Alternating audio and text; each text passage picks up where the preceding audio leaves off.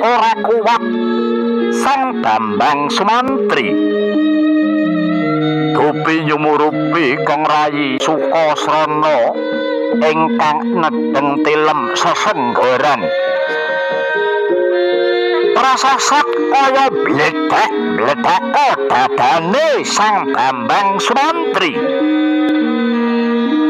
Ucap kacarita nalika semanten dupi dangu datan den gugah Kong Rayi Sukasrana sampun kraos.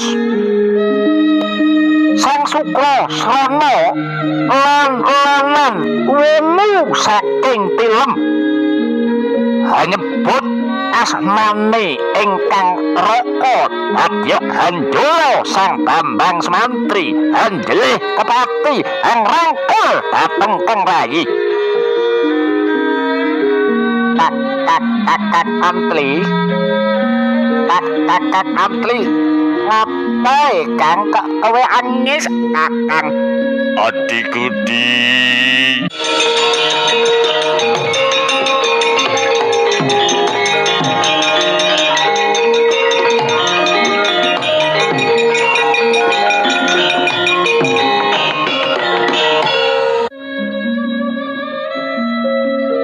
Kowe ngapae Kang? Kakang Antri keangis kowe anak apa Kang? Apa anak sing ngalani karo kowe apa Kang? Adikku Di bocah bagus Sukasrana ora ana sing nglaranipun Kakang Yayi. Lah ngapa kok angis? Kaya ngene abot lelakon sing kudu tak sandang Yayi.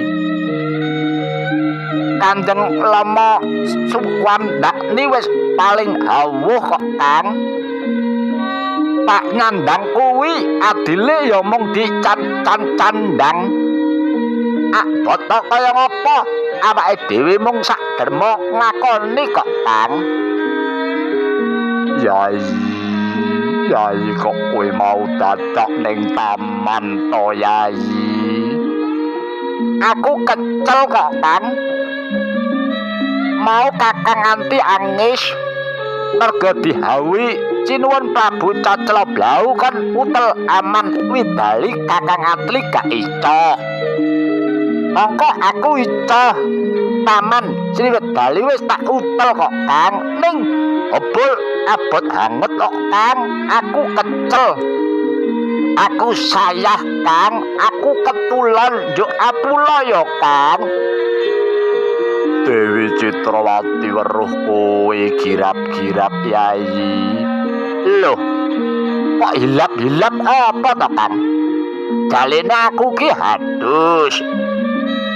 Yen wong ayu lho wong hadus ya kudune eneng lho Kang, kok malah hilap-hilap. Yen ono Akang Ati, holo, aku elek ya Kang. Ora Yayi, kowe bagus Yayi. Ah, ngapusi. Wong Panakawan wae omong aku elek kok Kang. Ora Yayi, kowe adikku dhewe sing paling bagus.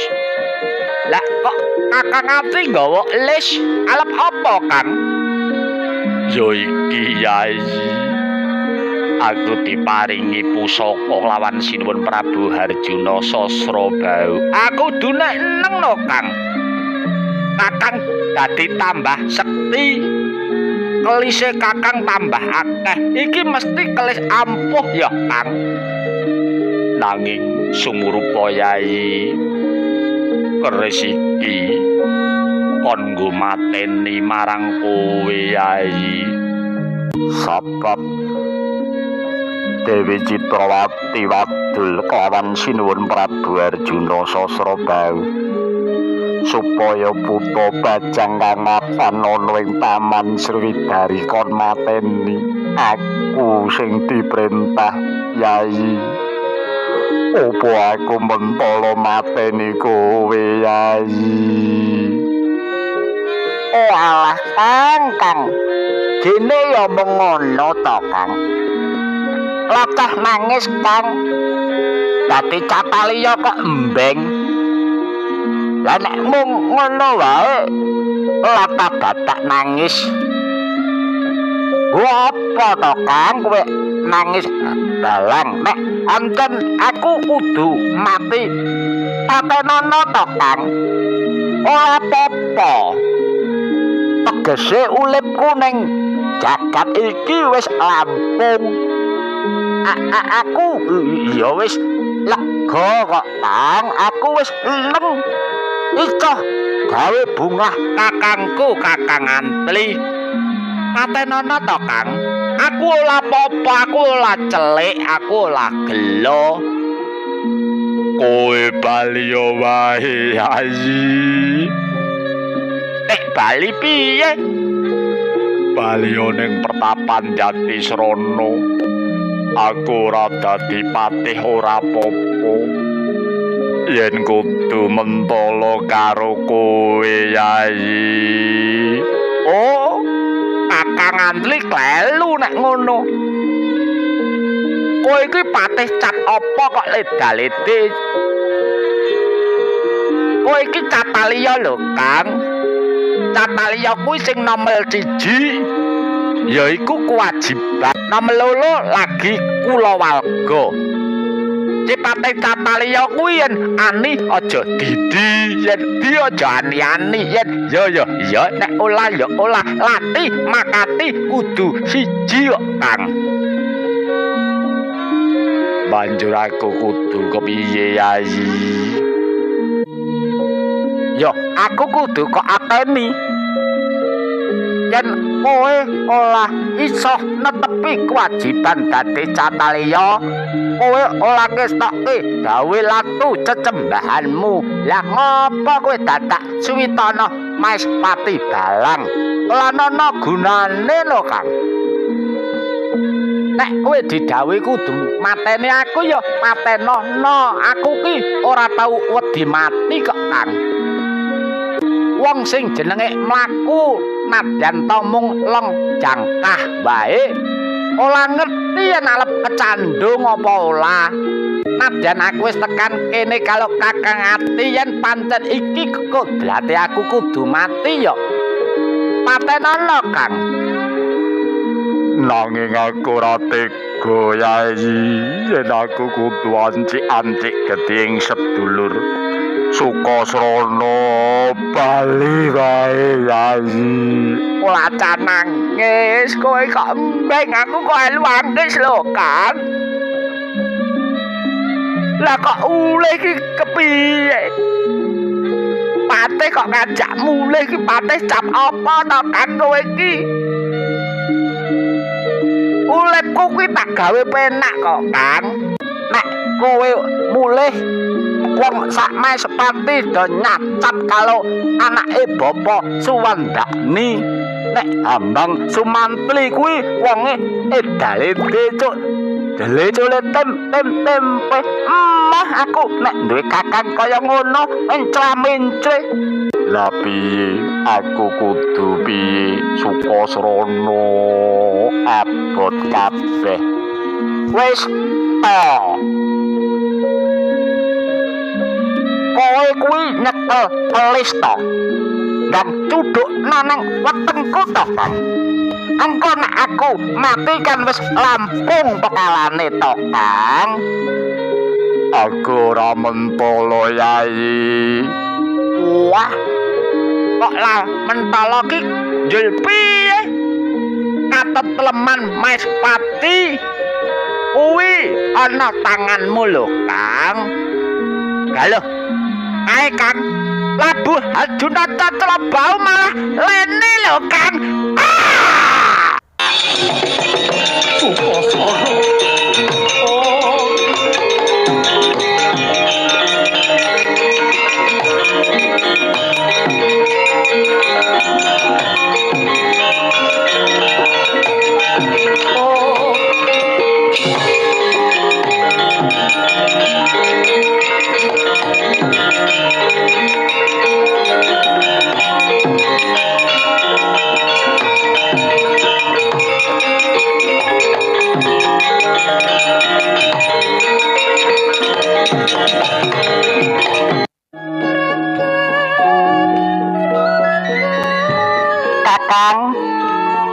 Kakang Sumantri. Kowe sapa? Ana wong bagus cap katon cap ora. Aku adimu, Kang. Aku Sukasrana, Kang. Adiku di bocah bagus Sukasrana, kakangmu njaluk pangapura Yayi. Pun kakang ora duwe niat kepengin mateni kowe Yayi. Keneng apa kowe suduk salira Yayi, Yayi. Aku sumusul kowe Yodi. Aja gembeng to, Kang. Pridaning ati tan bisa mbegah kutaning pasti budidayane manungsa tan bisa ngungkuli garising kawasa, Kang. Aku moh pisah marang kowe Yayi. Aku ya moh pisah kok, Kang. Aku kepengin peruntungan bareng marang kowe. Najan aku pisah dina iki. Ning aja kuwatir, Kakang Sumantri. Aku ora duweni lara. Aku ora duweni sengit karo kowe, Kakang. Nggonku duwe lekas kaya ngene iki. Mung merga aku gedhe banget tresnaku karo kowe, Kakang Sumantri. Saka gedhe tresnaku, aku mau mlebu ing kasuwargan jati.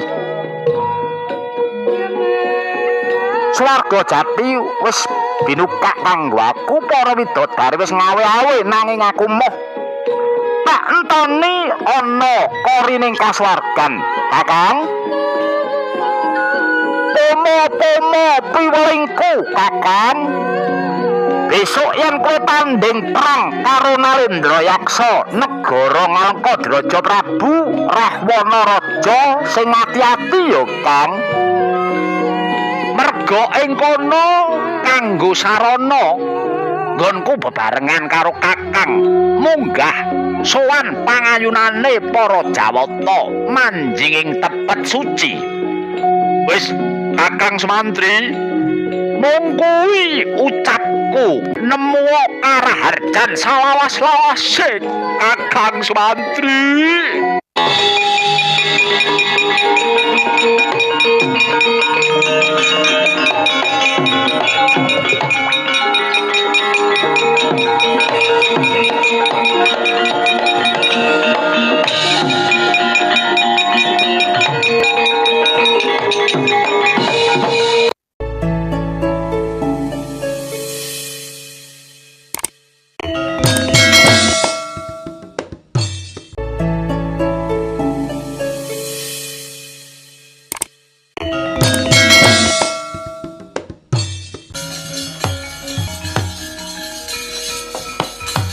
Paman Kala Bendana wis kondur. Wah, Paman Kala Bendana pantes sinudarsana. Gancang lakune katitik tumeli kondur pringgondani. Piye Paman, wis ketemu Pangeran Abimanyu apa durung? Wis, Nduk. Aku wis ketemu ambek bojomu kok, Nduk. Ana ngendi Paman? Bojomu jebule ndok Wirata. Tobat. Pangeran Abimanyu mapan ana ing Wirata. Iya, Nduk. Ana kono karo sapa Paman? Lah, aku kuwi mau teko dok Wirata. Jebule Abimanyu kuwi wis karo Mbae. Abimanyu ana Wirata karo Mbae. Seneng atiku dene aku krungu adhiku lanang Abimanyu mapan ana Wirata. Lungane ora adoh-adoh. Wirata kuwi nggone pepundhene dhewe, nggone Mbae dhewe. Ha, Nduk. Pancen Wirata ku ndeke bae dhewe, boleh pepundhane dhewe. Rekoso apa kepenak Pangeran Abimanyu paman? Wah, aja kok pikirke banget. Yen perkara rekoso apa ora jan saiki Abimanyu ku kepenak banget uripe kok, Nduk. Ora aneh yen Abimanyu kepenak uripe. Pancen diayomi kelawan Yang Prabu Maswawati. Ora mung diayomi tok, Drut. Kajaba diayomi malah piye? Prasajakna paman, kajaba diayomi terus kepiye lelakone Pangeran Abimanyu? Abimanyu ana kono kupen uripe. Wis ora usah dadak kok pikir. Lah ya kupen, pancen ono sing ngopeni kok, Drut. Sing ngopeni sapa paman? Sing ngopeni yo mbae dhewe, Mas Wopati ki mbae. Ora usah dadak kok pikirke Raden Ayu. Alah piye ki aku judeg iki. Ana apa? Paman kuwi kesel. Yen kesel ya kaya ngono kuwi, kedabikan kaya ngono kuwi. Aku ora kesel kok, Drut. Aku sehat balang apiat kok kesel. Enggal prasajakna piye paman? Open. Bojomu Abimanyu saiki kopen wong wektu iki bojomu.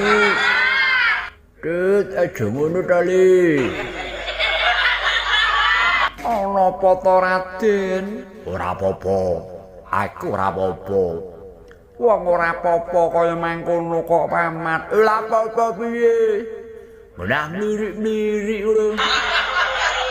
Ndang prasajakna paman, aku selak kangen Pangeran Abimanyu ya paman, ndang blakakno. Aku ki buta tuwek lho, Drut. Aku wis ngerti. Ning piye?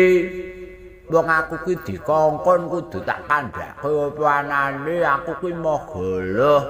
Kandhakno paman, aja goroh. Paman Kala Bendana. Wis kono, ndang ana mburi, ndang aso. Iki wis wancine mangan bengi. Kowe aja nganti telat manganmu, Paman. Kowe kena penyakit mah. Aku ora ngeleh kok, Drut. Aku saiki lagi diet. Ben kuru lho, Drut. Aja dipaksa mangan kok malah mutah-mutah, Drut. Aku wis wareg. Ndang kandhakno paman. Iki kene ya Siti Sendari. Iki Abimanyu kopen ana kono. Wong saiki bojomu Abimanyu wis rabi meneh kok, Nduk. Piye paman? Jagat Dewa Bathara jagat Wisnungkara. Paman, ana ndang mlebu kono, ndang mangan kono. Kowe mung kleru tembunge. Waton jeblak ora watak Abimanyu rabi meneh. Ora watak piye wong mataku weluh dhewe kok ora watak. Paman, Pangeran Abimanyu rabi entuk sapa? Entuk Putri Wilodra, putrine Prabu Maswapati, jenenge Dewi Retna Utari. Malah saiki bojomu didadekke pangeran kok, Nduk. Jenenge Pangeran Wilobratana.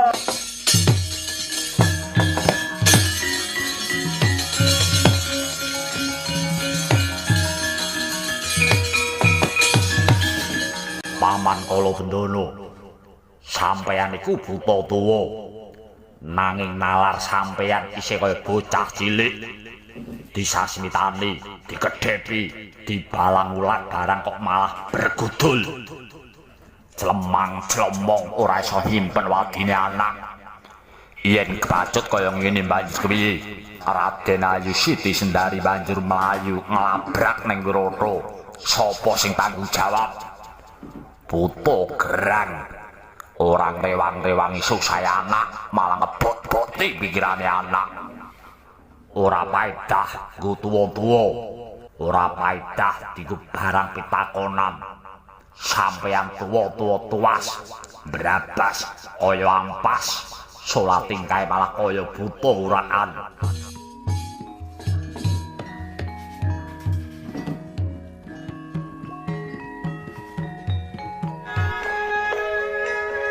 Le Gatut,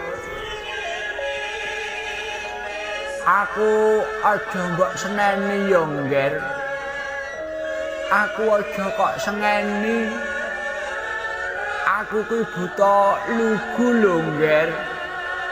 Yen kon goroh aku ora bisa tut.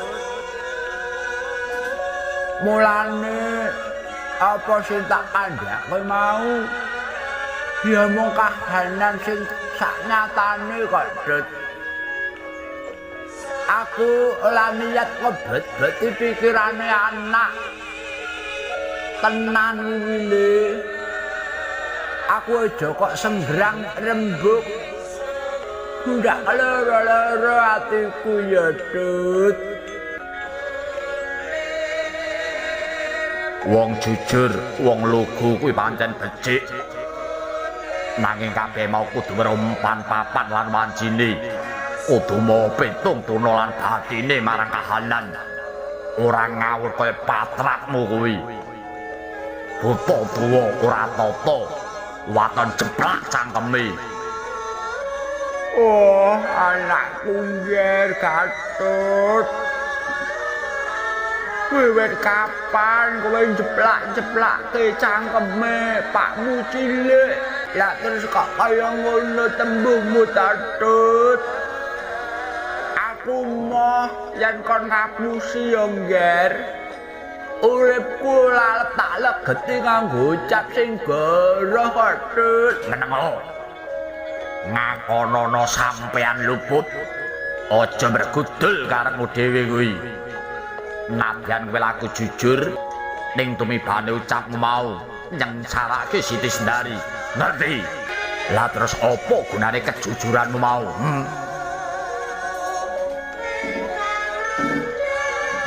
Loh. Lah wong sengsarane Siti Sendari kuwi ora saka ucapku kok, Dut. Nanging sengsarane Siti Sendari rak merga saka tumindake si Abimanyu. Lah kok aku sing diluputke to, Dut. Luputku manggon ndi? Aku dak luput. Meneng. Nadyan to bener. Yen kowe ora kandha panganane rak Siti Sendari ora ngerti kahanane bojone. Mula sing salah tetep kowe. Sing salah tetep sampeyan, ngerti? Aku dak luput, Dut. Apa yen aku ora kandha panane? Apa suwe-suwe kabare rabine Abimanyu ora dingerteni Siti Sendari to, Dut. Sajake ora percaya yen tumindak selingkuh kuwi bakal dipersani karo sing kuwasa. Cukup. Menengo. Kowe njaluk pangapura, tak apura luputmu. Ngakonono luputmu. Aku dak luput, Dut.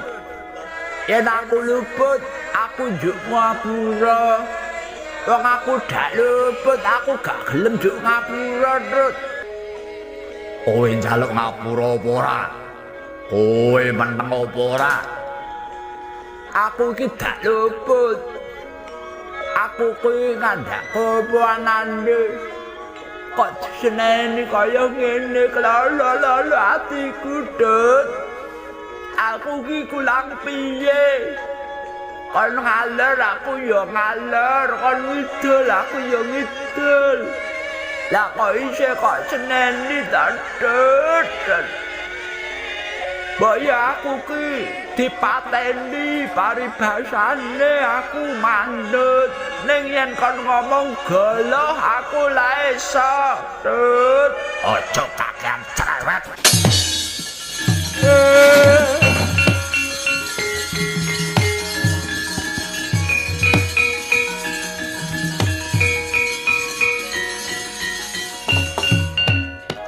Ayo. Mulia meneh. Mulia meneh paman. Paman Kala Bendana. Mulia ngomongo Wangsulana. Wong tuwa ora kena kanggo patuladan. Kowe tak pepundi. Ewadene kowe ora gawe tentrem malah gawe geger. Ayo. Wangsulana. Kowe arep rembugan apa? Kowe arep muni piye? Paman Kala Bendana. Ayo ngomong. Ngomong, aja meneng bae. Paman Kala Bendana. Yen arep mangsuli kaki Wangsulana. Paman Kala Bendana. Paman. Wong tuwa ora urus. Diseneni malah klekaran, malah turu ana kene. Paman, tangi. Aja turu paman. Paman. Wangsulana paman.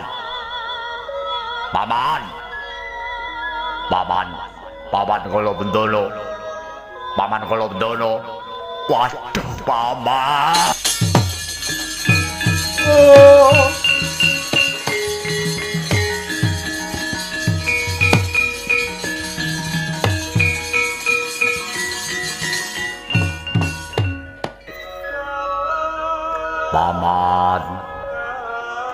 Paman sesembahanku paman. Ora nyono dene Paman Kala Bendana tumekaning seda. Aku sing luput paman, aku sing luput.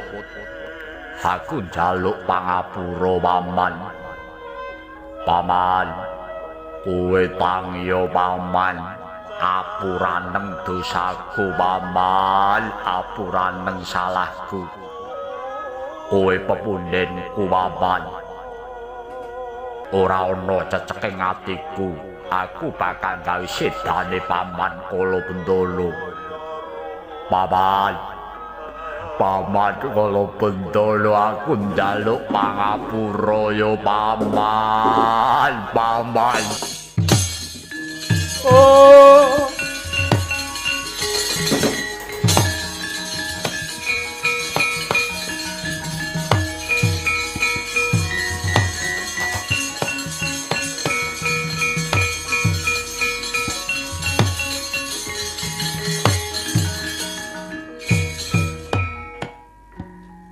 Ger, anakku lanang Gatotkaca.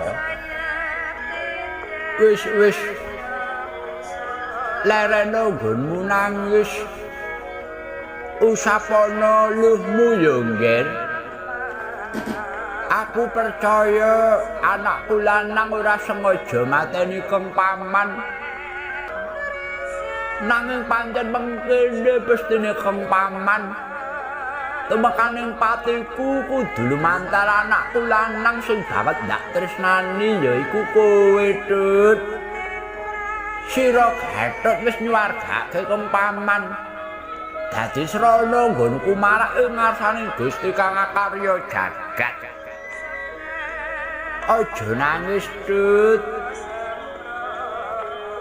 Panandhang kuwi adile ya mung disandhang. Lelakon kudu kelakon.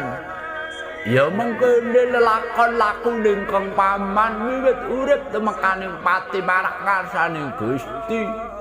Kowe ora luput karo Kang Paman. Sepisan meneh aku matur nuwun ya, Lik.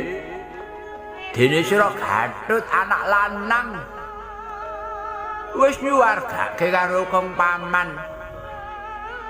Nanging kosok baline, Ger. Aku ora bakal daya-daya manjing marang kasuwargan semaning ngarsaning Gusti Kang Akarya Jagat. Sing kepiye wae, aku mau pisah karo kowe kok, Tut. Aku tresna kowe lho, Tut. Dina iki Kang Paman nunggu ngalang antara ya, Ger. Yen wis wancine besok aku aku bakal methuk sira ya Kulup. Ya mung eling-eling ngger, eling-eling. Besok lamun ana perang gedhe, ing mangka ana perang ing wanci bengi. Sira anakku lanang Gatut kaya magut ing palagane ngono Kulup. Kang paman bakal methuk marang sira anak lanang.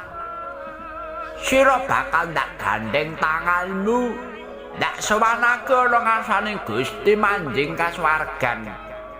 Nger Gatut, tak enteni pamedan mengarep-arep ya Nger Gatut kaca. Paman kala Bendana.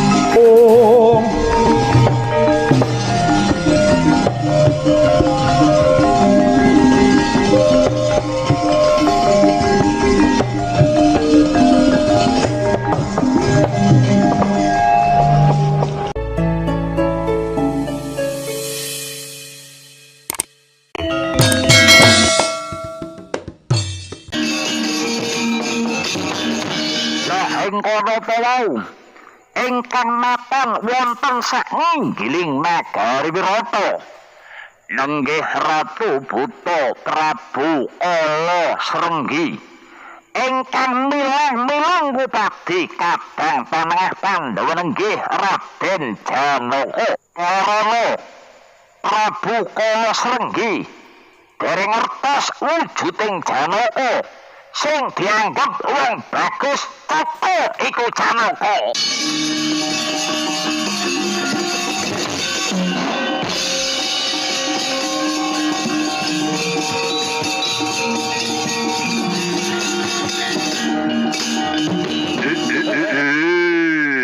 Ladalah ketemu sing tak goleki ketekan setyaku.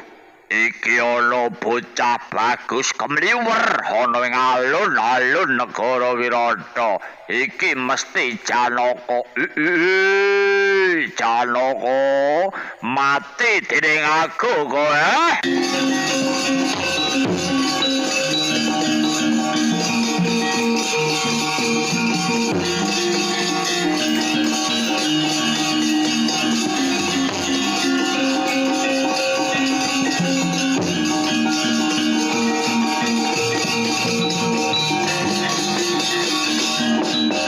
Ucap kacarita kaya mangkono ing cipta Bambang Irawan arsa lumebet nagari Wirata ing sedya dadi nyuwuni dipalilah dhateng para pepunden Pandhawa supados benjang tumapaking perang Baratayuda Jaya binangun kalilan nderek wonten ing pabaratan tanpa beda Sumitra Angka Wijaya apa dene Gatotkaca. Anging datan uninga sangkaning bilahi saking Dirgantara umleyang kumrembyah-krembyah nenggih Kala Srenggi nyaut janggane Sang Irawan.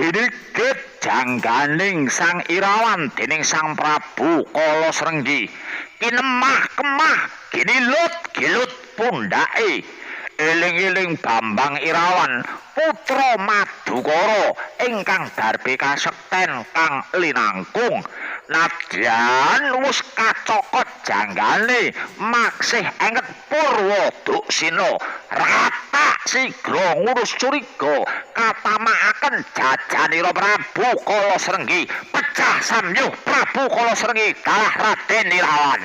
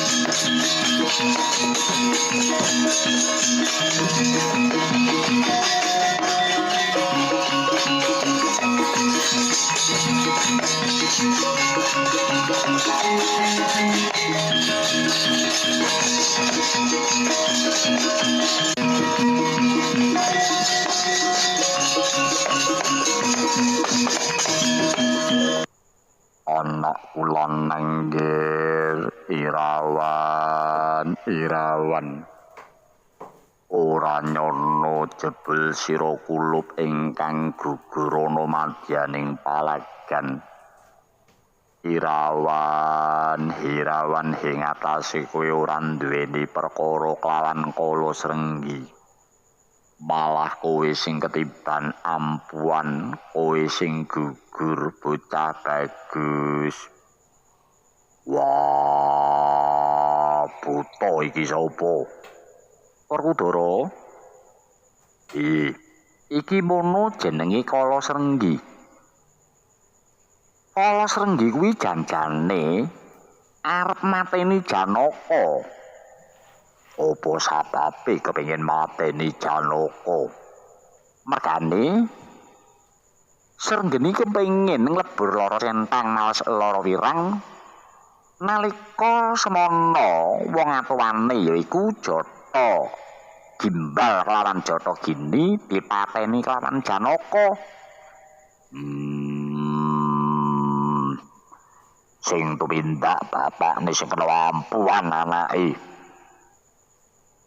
lan Irawan apa sababe kok trunjukan tekan Wirata ya apa janjane Irawan mono atine ya meri karo sedulur-sedulure kok Werkudara meri apa sebabe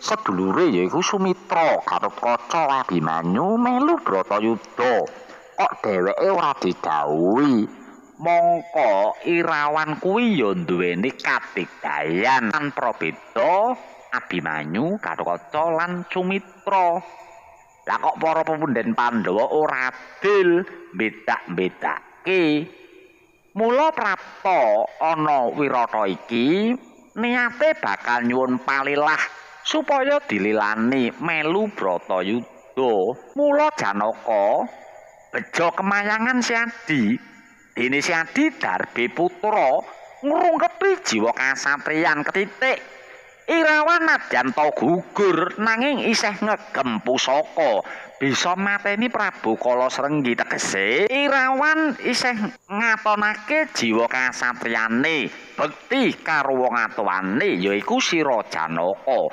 klilipmu bisa disirnakake dening anakmu si Irawan lah kaya ngono kuwi bektine anak menyang wong tuwa bektine anak punjungane anak menyang wong tuwa kuwi dudu panganan kang enak-enak utawa unjukan sing seger nanging wujudke dharma Irawan kuwi bener nadyan to gugur utama mati Sahid mati Kuncara ora mati Nista Janaka wis to aja kesuwen anggonmu nangisi mundhak ngrendhet-ngrendheti lakune anakmu ana kasuwargan jati dina iki punartane anakmu Irawan pasrahna kelawan kiai kelawan ustad utawa pengurus fardu kifayah ben dirukti kanthi catataning agama Dimas Arjuna jejibahanmu isih akeh Yai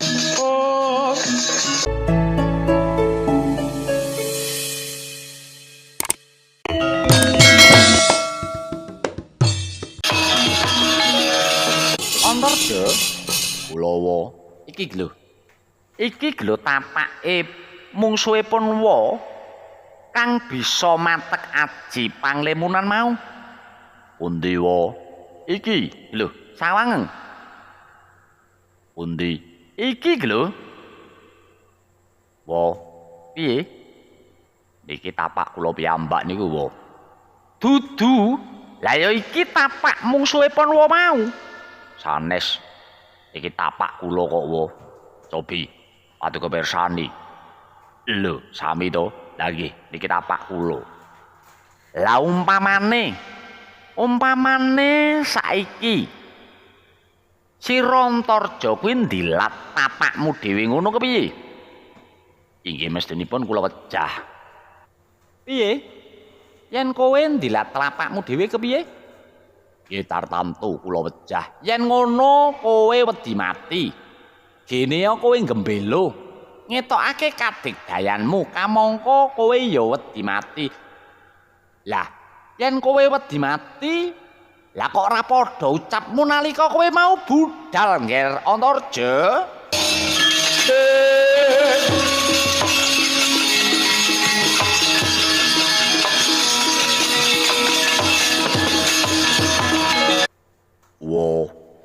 Wo Prabu Jimat sesembahan kula wo Prabu pepunden kula ing pangajap kula kepengin nyorohaken jiwa raga kula wonten ing Baratayuda Jaya Binangun nadyan alit saking ageng dumugining pecah wonten madyaning Baratayuda pecah kula piguna tumraping bangsa lan nagari wo.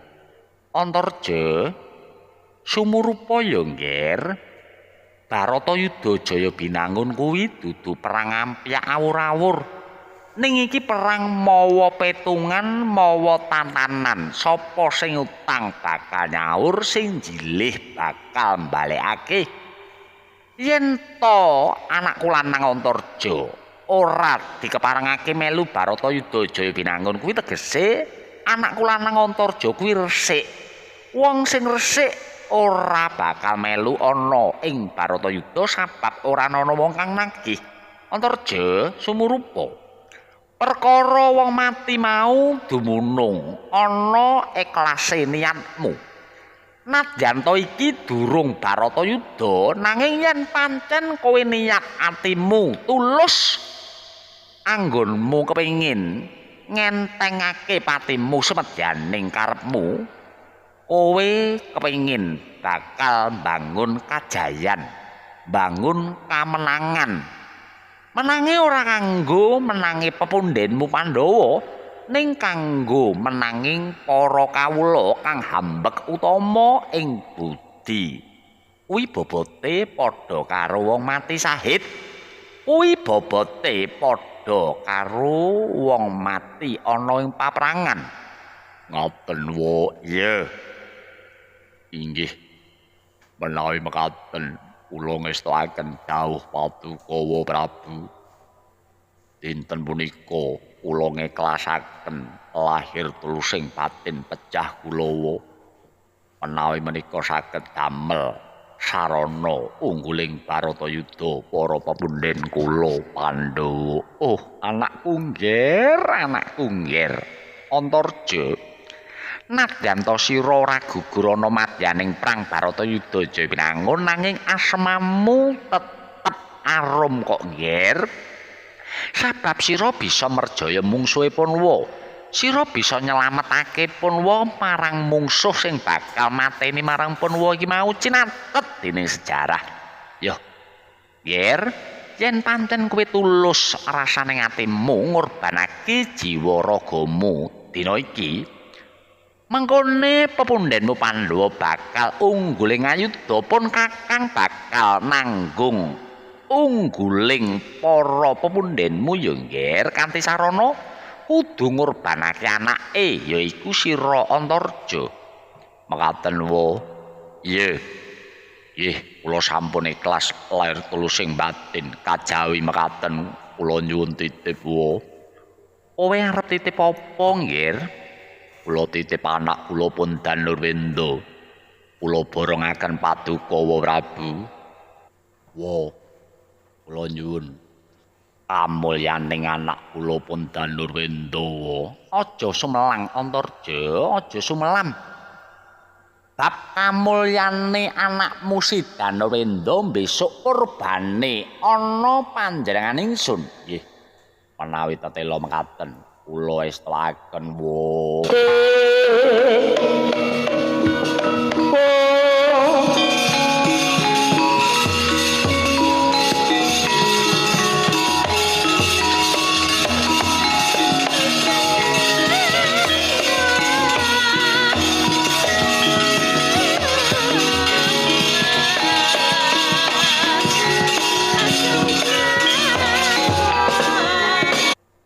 ucap Kacarita kaya mangkono.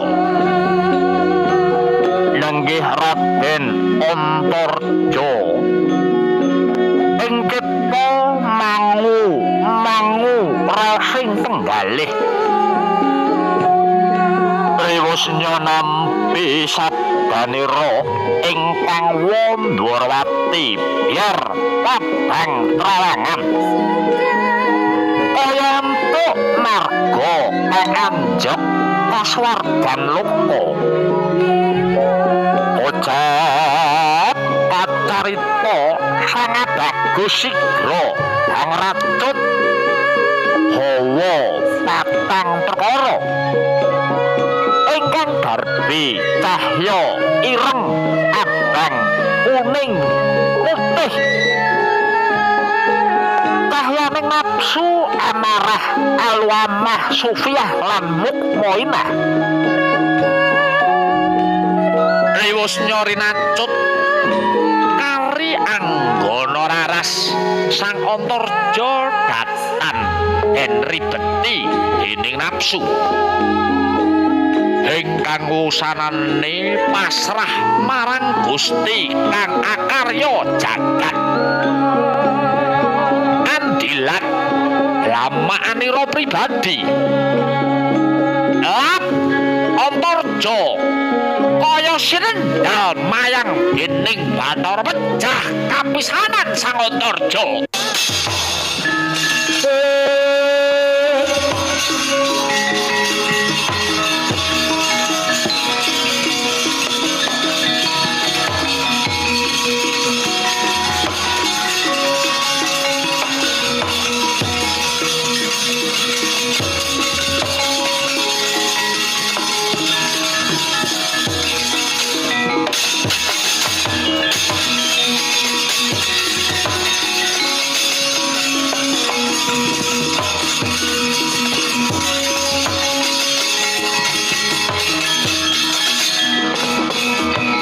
Ucap Kacarita kayata mangkono gilang layaneng Raden Antarja dene Ramestuti marang prasetyaning pribadi lawan ingkang Wandrawati Prabu Sri Bathara Asra sang Bimasena anakku mati.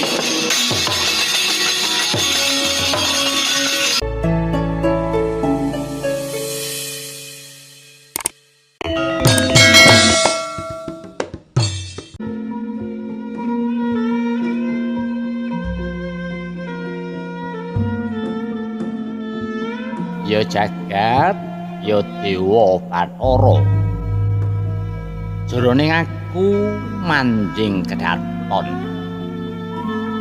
katonana owah-owahan kang tak pirsani sanadyan to pratanipun Kakang Sinambrama kanthi amiji ampianipun Kakang ananging bawanipun Kakang sawetara mengku garwa lawan sira Yai Dewi Nimas muskaranipun Kakang wong ayu ana apa dene pratanipun Kakang ingkang banget apang lawan Yai Dewi durung kongsi sinambut ing pambagya teka malah ndak wawas kaya kepapak ulat ingkang peteng nawung prihatin ladalah jagat ya dewa Bathara Yai Dewi kraton kene ana apa Yai sinuwun guru laki kula mugi sampun katu ing penggalih katuran cipta awit pangestu paduka kedaton boten wonten menapa sinuwun. Lah pagini yo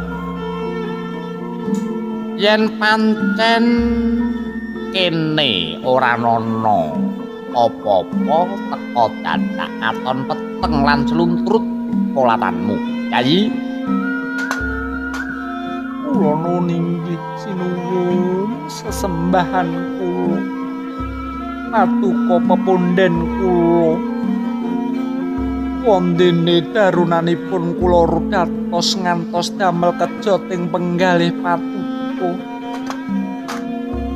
boten wonten sanes labur saking kirising manah dhateng lelampahan ingkang pinanggih wonten salebetipun pasupenan duing ratri.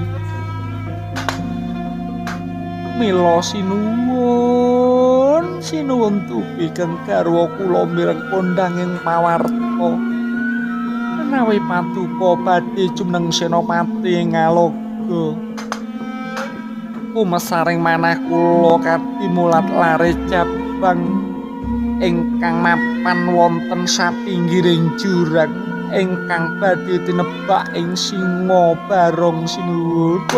Ladalah wong ayu garwanipun Kakang wong manis. Sira mimpi apa, Yayi? Kawula nuwun inggih mugi handhatosna kawuningan sinuwun. Pangraosipun ingkang garwa kula kados boten nama pasupenan kepara malah kados dene wewentehan. Apa isine impen kang tinampa Yayi Surtikanti? Kawula nuwun inggih sinuwun. Ketingal wonten pasupenan kula bilih sedaya tetaneman karang kitri sakupenging nagari Ngawangga sedaya sami lonyoh alum.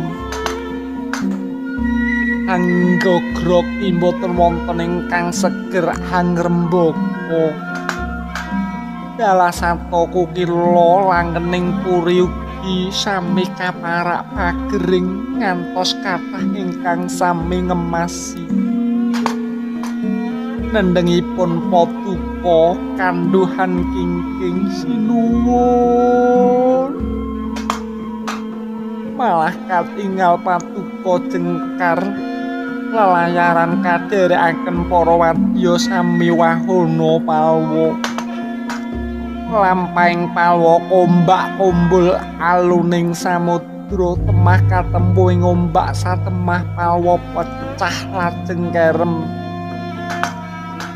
Dalah patuko sawadya bala sinuwun kados pundi teka ngantos mekaten pasupenan ingkang kula tampi.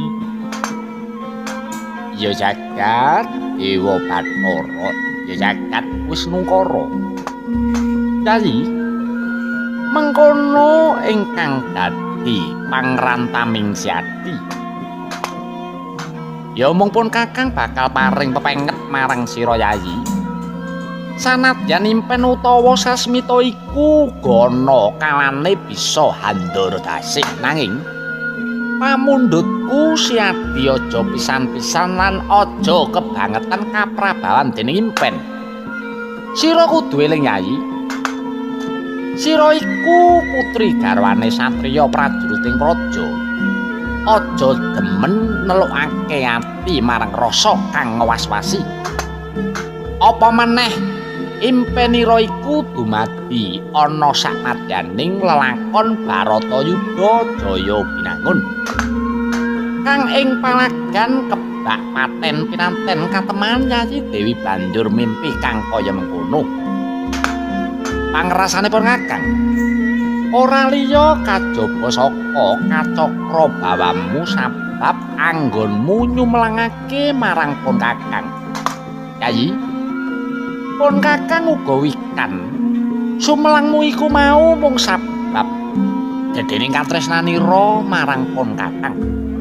Nanging uruhan ana. Bab kadibyanipun Kakang ngadoni pupuh selagine pun Kakang gurung madeg senopati wae. Pun Kakang bisa hangrampungi prajurit sinakti yaiku Nalendra ing Pringgondani Gatotkaca sawadya balane. Gatotkaca sawadya balane kang tanpa petungan. Mulane beda apa Yayi sira dadak nyumlengake marang pun Kakang. Wis enggal dirateng sungkawamu, Yayi. Sinuwun. Piye?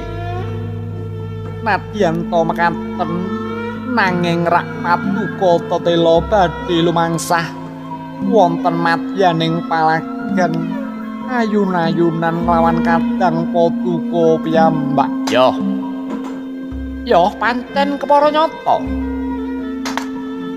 Undang kang wis nampa marang Yayi Dewi pancen pun Kakang wis sumanggem marang Yayi Prabu Duryudana.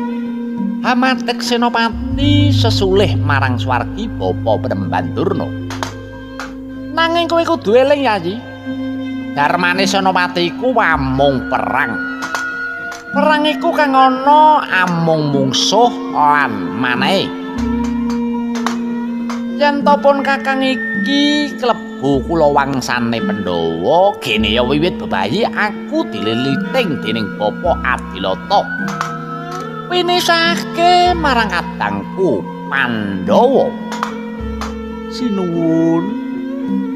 Senadyan paduka paring dawuh mekaten badhe kados pundi Pandhawa menika tetep kadang paduka kulit daging paduka ingkang paduka tresnani.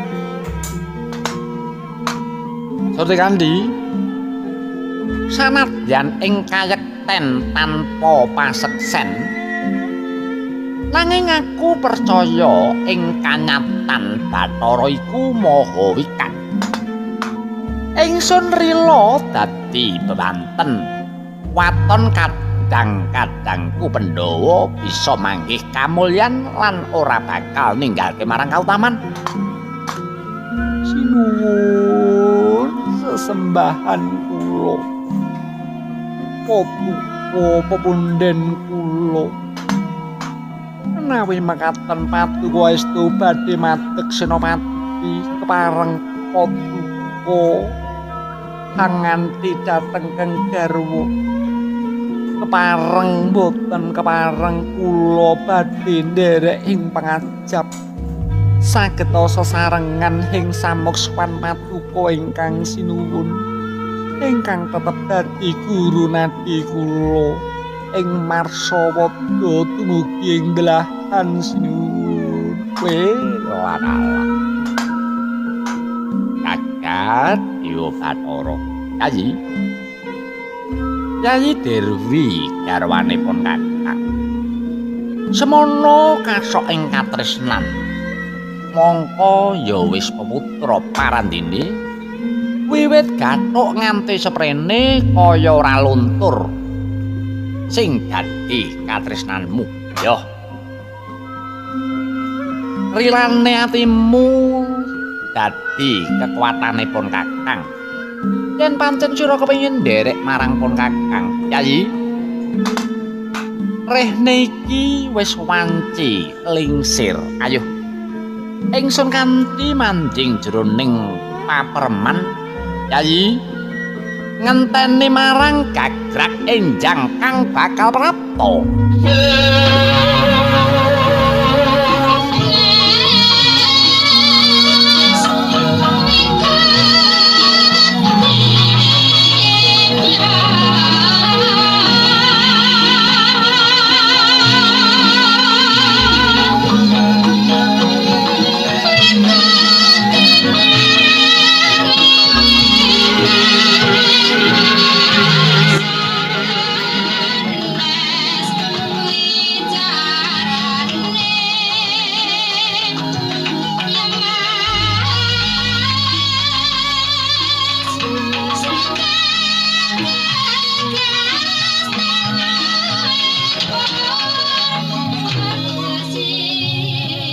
Linarih sigra sang Dyahayu manjing jroning jinemrung. Katingal hanggung nilelo lelo wewerpen ingkang manuhara. Jroning memanis kaladuk mamalatsih. Dasare mangkin Alendra ing ngawangga nembih kambuh ubaling asmara ya hanambut ingkang garwa kusumaning Dewi Surtikanti pinandha manjing papreman. Lamun Cinandra kadi lekasing panganten enggal ingkang pepasihan manjing panggulingan tangkeping samir suyasa tambo solah jroning papreman. Bawanipun sampun sawetawis tinilar. Mila datana momoka lamun sang Dewi amung tansah hangrungket dumateng pamindanganing ingkang raka. Hing cipta jerih lamun ta katilar ingkang kengraka. Mila ketingal dereng saged tilem kusumaning Dewi. Nanging enget Nalendra ngawangga. Nalendra ingkang sampun wikan saliring reh inggih wikan ing babakan peperangan, inggih wikan ing babakan ngrungrum sipating garwa. Mila ing mangke saparipola ingkang garwa hamung tansah tinurutan dhateng Kang Raka. Katingal sampun kelampahan Panca Bakah. Sampun kelampahan Panca Bakah hamangun karasian. Ya Surtikanti rumaos antuk jatining pemarem. Dupi wis paripurna anggenya Panca Bakah. Ketingal Dewi Surtikanti angglesah bebasan tanpa daya les ngantos sare kepati. Mustaka tinumbangaken wonten lengening Kang Raka pinangka kajanging mustaka Dewi Surtikanti. Lon-lonan dinudut saking sasana astane Kang Raka. Astane Kang Raka.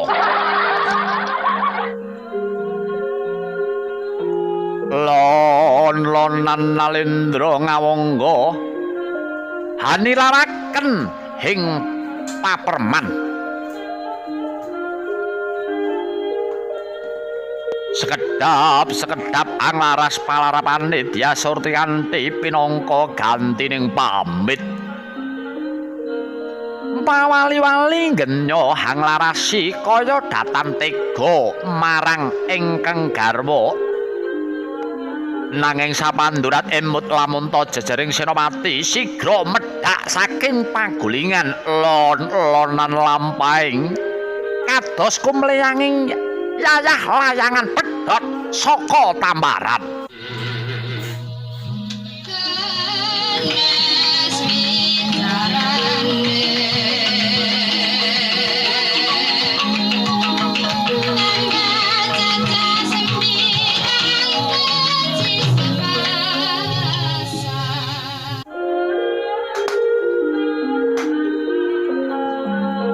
Ya jagat, ya dewa Bathara. Yayi memanikipun Kakang wong ayu. Nyata yen kowe kuwi dadi sigaraning nyawaku ing donya prapting delahan. Nanging sira iku mung wanita paribasan krupyuk abotan pinjung. Yayi karya weca sare ana madyaning kedaton. Pamundhutipun Kakang Yayi Dewi Aja pisan-pisan wungu menawa pun Kakang durung teka madyaning pabarisan. Lan uga Yayi, umpama mengkone pun Kakang anggone ngadoni pupuh tetandhingan kelawan kadang-kadangku Pandhawa pun Kakang bali urip. Tegesipun Kakang isih bisa ketemu kelawan Sira Yayi, bisa urip bebarengan salawase.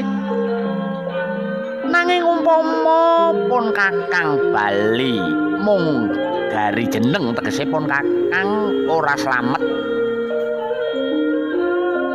Kowe uripa kepenak ana negara Ngawangga iki karo anak-anakmu Warsasena dalah Warsakusuma. Nanging umpama katresnanmu gedhe marang pun Kakang lan siadi kepengin sumusul marang pun Kakang, yo Yayi, gandeng katresnanku kelawan kowe kuwi ora iso dipisahke kelawan apa wae. Pun Kakang enteni Yayi, pun Kakang enteni ana ing pamedan pengarep-arep. Yen to siadi bakal sumusul marang pun Kakang, tak enteni ana korining kasuwargan Yayi.